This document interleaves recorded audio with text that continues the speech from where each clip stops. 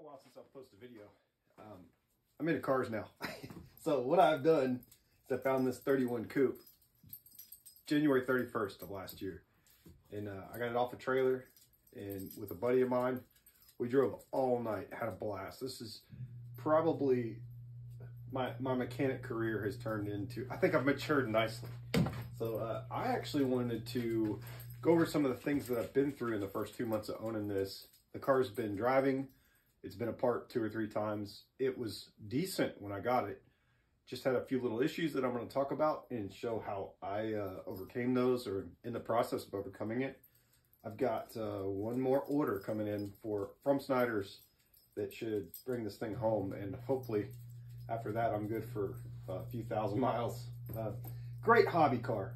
It's just a joy, and people's faces light up when you drive around in these, and that's my goal, to drive this thing around, because I'm a mechanic. I love mechanical things, and there's nothing more mechanical than a Model A Ford.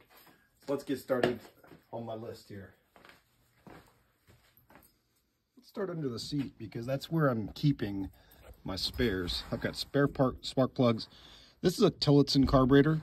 They're not favorited by a lot of orthodox Model A guys, but I like it because they're super cheap. I got 3 of them for 70 bucks and built 2 out of the best parts. I keep a complete spare under my seat now in case I get some bad gas or something, but that's been sorted. So while I'm in here, I wanted to talk about this distributor. This threw me for a loop. Brand new owner. I knew this was not right.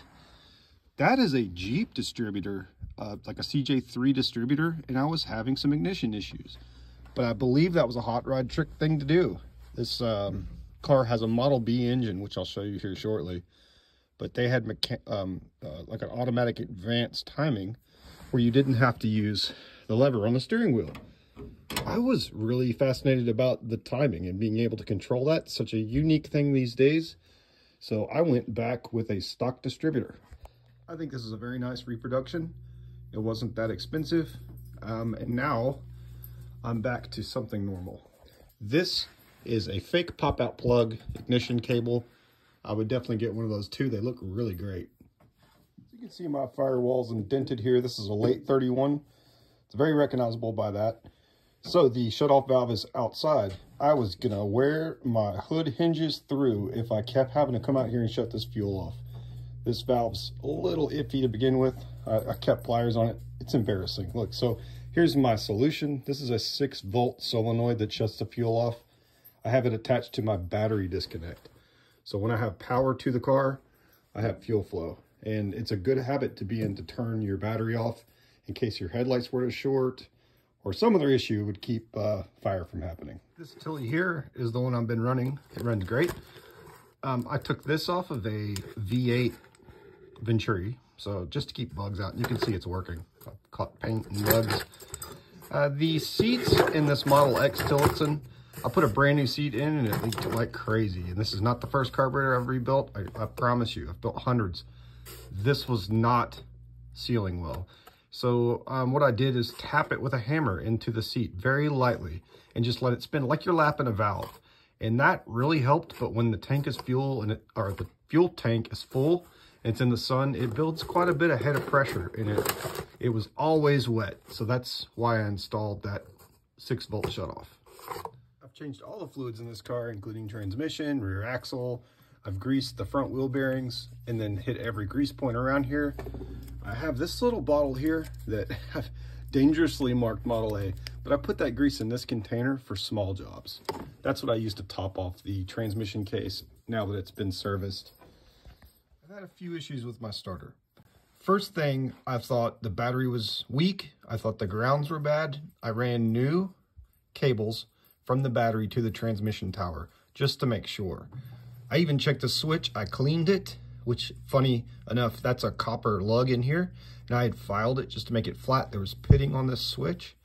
Later, I saw that copper on the block down here before I cleaned this up and painted it, and I thought that someone had put stop leak in the engine block, and it leaked out down here. So I was freaking out big time. I almost gave up on this car right then. But anyway, so the other issue I had with the starter is this rear bushing back here. It had pulverized and turned to powder, and the starter was hanging up in there. I removed this starter assembly, put a new bushing in here from the hardware store, turned it on the lathe so it fit well, and there's a tiny little hole in the end of this cap. You can probably barely make that out. I just put a few drops of 3-in-1 oil in there every now and then. Now, this starter flies. Another issue I had was the starter gear. During disassembly and cleaning, one of the washers I noticed was missing a tab. Let me show you those. Here's the tab.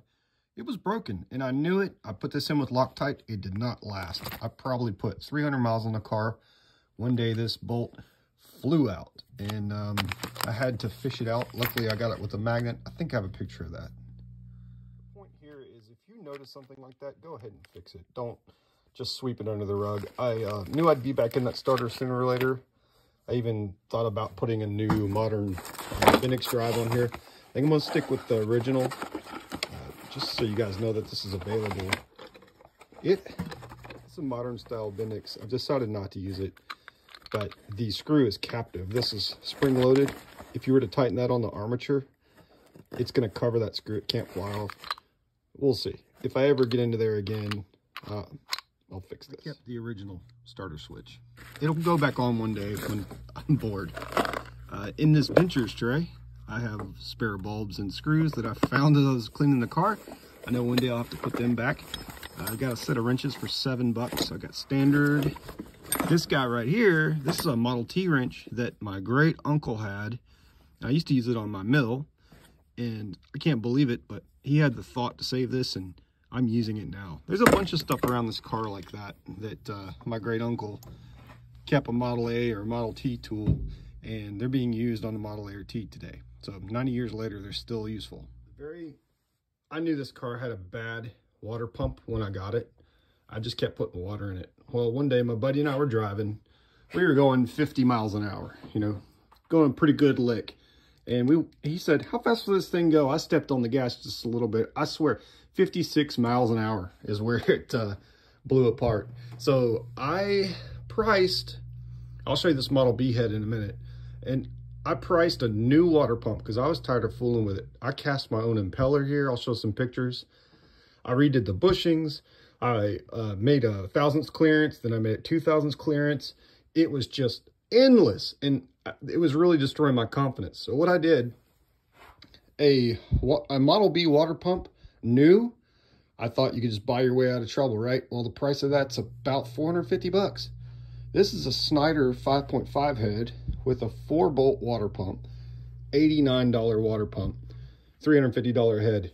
I converted this, improved it, 5.5. It looks better now. It looks like a Model A engine instead of a B for less money than just a water pump. It's a no-brainer, really, I think.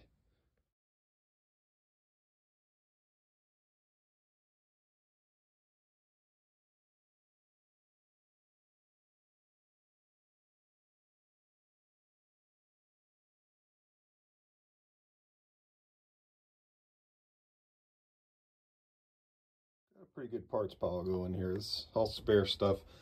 And there's the Model B head that I removed. Great head. I'll probably sell it.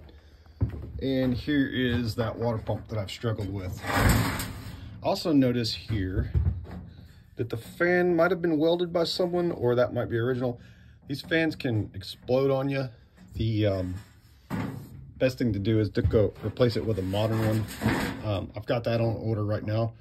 That's holding me up. I'm waiting on the water pump fan. Here's the impeller that I cast, which is a complete bonkers thing to do. I think you can find these for 25 bucks. Anyway, I did it. I was excited about doing this kind of thing, and I really got in deep in the beginning. Now I'm going back and making it easy.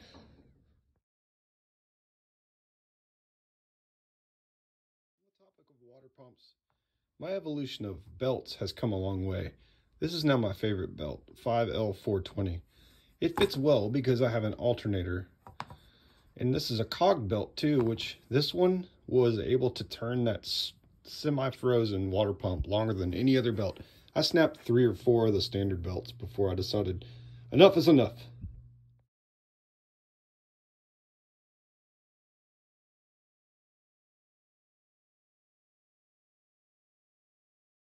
And I drove this car into the garage. The oil pan had a major dent in it. I was able to knock that out with a hammer and then plenish the dent out. So what do you do when you got the oil pan off, right? You check all the bearing clearances. My shims are thick shims. I checked everything with plastic gauge. Started with the center, did the front. The rear, I'm still debating on, but I'll tell you what, 2 out of those 3 that I inspected were fine, and all the connecting rods are fine. So someone has recently worked on this motor. You can see a little flash of babbitt's and things that I first thought had melted out, and I was about to be heartbroken, but the babbitt's in great shape on this motor. I'm quite pleased, and I'm glad I went ahead and did this now. One thing that I've got to fix soon is right up here. This seal is that modern style seal that they advertise. It's a neoprene donut. I'm going to go back with the rope for the upper timing cover and the lower timing cover. Yep, I think, you know, 5 million Fords can't be wrong. I made sure my timing gear was in great shape. That looks recently replaced. This is a 2-piece crankshaft pulley. Check this out though. That's no good. They sell pieces to fix this, but you know, I'm about to do a new seal here. I ordered a new pulley. I'm waiting on that. I'm gonna have to probably pull this front radiator out. I've got a real tight issue here with clearance, but I'll see if I can do that. I might end up pulling this radiator. Not excited about that, but you know, it's gotta be done. When am I ever gonna do this? It's never gonna be convenient. The oil pump drive gear has been removed and cleaned. And check this out, I haven't cleaned this. Get some light here. That's a pretty nice motor. It's not all sludged up or anything, so I really do feel like someone's been in this recently, and I'm happy to go in behind them. If you see down here, this little oil, this is the connector for my oil pressure gauge that someone's added. They did some cool stuff here. Brazed on a piece of steel. I would never think to do this, but it's the right length also to hold the oil pump in place when you drop the oil pan. So dude that had this before was on it.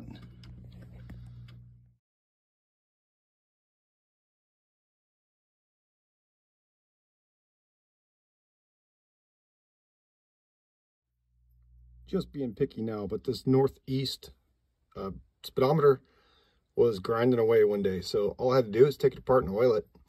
If you notice my shifter, how close it is to the dashboard, it's because it's not a 31 shifter. If I had an unlimited budget, or if it bothered me so much, I would replace that with the shorter one. It actually reaches closer to the seat. So 31, all the new modern replacements are gonna be the 31 style, but this has gotta be earlier. On my table, I've got all the accessories I'm tinkering on. The Nurex alternator. The oil pump I just pulled apart to clean. It looks good. I'm going to put it right back in the car. Yep, assorted parts. All this stuff has gotten painted. I couldn't stand it. I mean, when are you going to have the motor apart again? Hopefully not for a long time. Do it now. There's my new plastic fan. Looking forward to installing that. And my heater, because it's a little chilly. Need to be addressed soon too. You can see my intakes are way high on my exhaust. I noticed a pronounced leak at the rear here on the gasket when I removed it. I'm going to surface this here before I reinstall it on my old Lindley jig borer. I hope my throw is wide enough, so if you're interested in that, maybe I'll put a video up on that. But there's tons of stuff on Model A's out there. I want to be a part of that. I think these cars are great. They've never been more affordable than now. I talked to some old timers and asked them about Model A's, and they say, well, I always wanted one, but I could never afford it. But I don't know, man, not with that attitude. These things, I think, are a little undervalued right now. That's, of course, Model A Coupe. It's probably the second most common car. The four-door I wish I had. I'm 6 feet tall, 5'11", maybe 6 feet. It's tight. I got a buddy who's 6'4", who tried to drive it, couldn't even get under the steering wheel. So keep that in mind. Maybe a coupe is not for you. But stay tuned. I'm going to get this thing back on the road once more and hopefully have no more issues.